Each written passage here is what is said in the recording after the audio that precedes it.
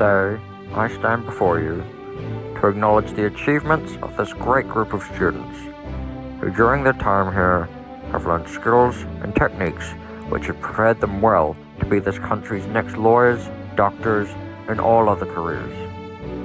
Now, they leave the gates of the school to be the future of this great nation. Wait, what? I'm sure you've heard the term brain drain before, but what does it mean? By definition, a brain drain is the immigration of highly trained or qualified people from a particular country.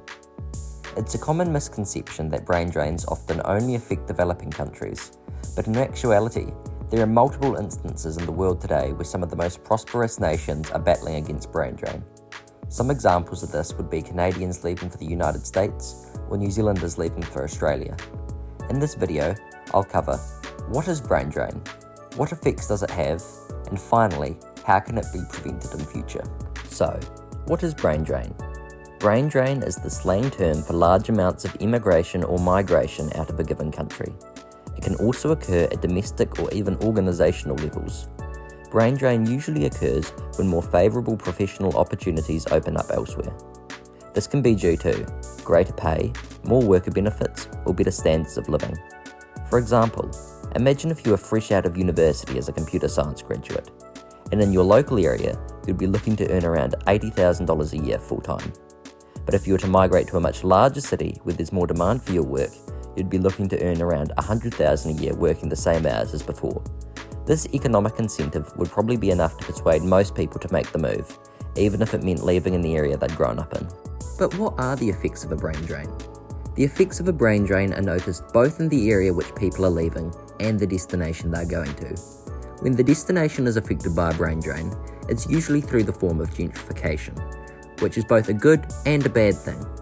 This can be in places such as Texas, where in recent years an influx of wealthy individuals have begun moving there from other states, significantly lifting the property prices. Some people are strongly against this, as it can price out locals from owning a home in an area they've spent their lives in. Brain drains also have a significant effect on the area which people are leaving. A mass exodus of qualified individuals from a given area can leave large gaps behind, which can be difficult to fill. This can be even more devastating in developing countries, where there just aren't enough people to fill in the vacancies left behind, which at times can hinder the quality of services in that country. It can also result in a loss of revenue for the government, which most likely paid for the education of those leaving. Finally, how can we prevent brain drain in the future? Although there isn't any quick fix for a brain drain, there are measures which can be taken to slow down the rate of migration. Some of these measures include increasing investment in the areas of the economy most affected, offering internationally competitive salaries, improving the quality of public infrastructure, and offering more affordable housing.